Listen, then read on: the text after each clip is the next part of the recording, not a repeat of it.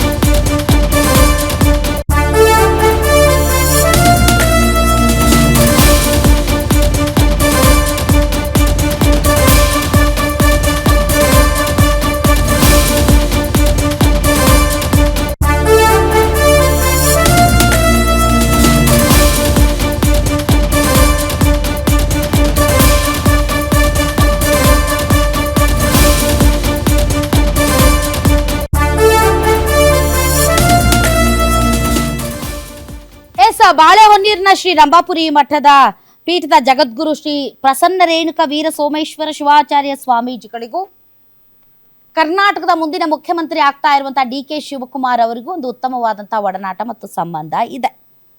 ರಂಭಾಪುರಿ ಶ್ರೀಗಳು ಹಲವು ಬಾರಿ ಡಿಕೆ ಶಿವಕುಮಾರ್ ಅವರ ಪರವಾಗಿ ಬ್ಯಾಟ್ ಬೀಸಿದ್ದಾರೆ.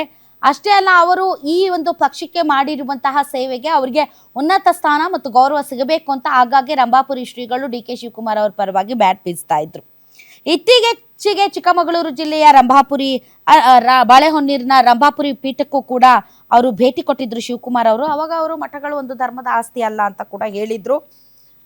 ರಂಭಾಪುರಿ ಮಠದ ಶ್ರೀಗಳು ಆಗಾಗ್ಗೆ ಡಿಕೆ ಶಿವಕುಮಾರ್ ಅವರ ಪರ ಮಾತಾಡ್ತಾ ಇರ್ತಾರೆ. ಅವರು ಪಕ್ಷಕ್ಕೋಸ್ಕರ ಸೇವೆ ಸಲ್ಲಿಸಿದ್ದಾರೆ, ಅವರಿಗೆ ಸೂಕ್ತವಾದಂತಹ ಸ್ಥಾನಮಾನವನ್ನ ಕೊಡಬೇಕು, ಗಟ್ಟಿ ನಿರ್ಧಾರಗಳನ್ನು ತೆಗೆದುಕೊಳ್ಳುವುದರ ಮೂಲಕ ಕರ್ನಾಟಕದ ಜನರ ಸೇವೆ ಮಾಡಬೇಕು ಅಂತ ಆಗಾಗ್ಗೆ ರಂಭಾಪುರಿ ಶ್ರೀಗಳು ಹೇಳ್ತಾ ಇದ್ರು. ಹಾಗಾಗಿ ಶಾಸಕ ತಮ್ಮಣ್ಣ ಅವರು ಇವತ್ತು ನೋಡಿ ಆಗ್ಬಿಟ್ಟಿದ್ದಾರೆ. ನಿಮ್ಮ ಆಶೀರ್ವಾದದಂತೆ ನೀವೇ ಅವ್ರ ಪರವಾಗಿ ಬಲವಾಗಿ ಮಾತಾಡ್ತಾ ಇದ್ರಿ. ಹಾಗಾಗಿ ಈಗ ಕೊನೆಗೂ ಹೈಕಮಾಂಡ್ ತೀರ್ಮಾನ ತೆಗೆದುಕೊಂಡು ಬಿಟ್ಟಿದೆ ಅಂತ ಘೋಷಣೆ ಮಾಡಿಬಿಟ್ರು.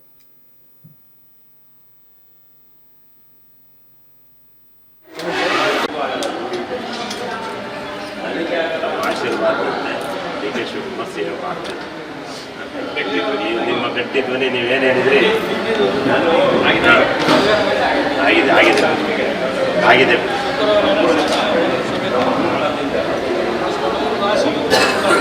100% ಆಗಿದೆ. ನಿಮ್ಮ ಆಶೀರ್ವಾದ, ನೀವು ಒಬ್ಬರೇ ಇಡೀ ರಾಜ್ಯದಲ್ಲಿ ಗಟ್ಟಿಯಾಗಿ ಫಸ್ಟ್ ಅವ್ರು ಆಗಲಿ ಅಂತ ಜಗದ್ಗುರುಗಳು ಹೇಳ್ತಾರೆ. ನೀವೇ ಅವ್ರ ಮಕ್ಕಳಿಗೆ ಸಂಸ್ಥಾನ ಜಗದ್ಗುರುಗಳು ಹೇಳಲಿಲ್ಲ. ಆಮೇಲೆ ಅವರು ಅಲ್ಲಿಗಿಂತ ಫಸ್ಟ್ ನಾವು ನಮ್ಮ ಪೀಠ ಮತ್ತು ಅಜ್ಜಯ್ಯನ ಪೀಠ ಇವೆರಡಕ್ಕೆ ಫಸ್ಟ್ ಆಶೀರ್ವಾದ ಡಿಕೆ ಶಿವಕುಮಾರ್ ಸೇವೆ ಮಾಡ್ತಾರೆ. ನಿಮ್ಮ ಗಟ್ಟಿ ಧ್ವನಿ ನೀವೇನು ಹೇಳಿದ್ರಿ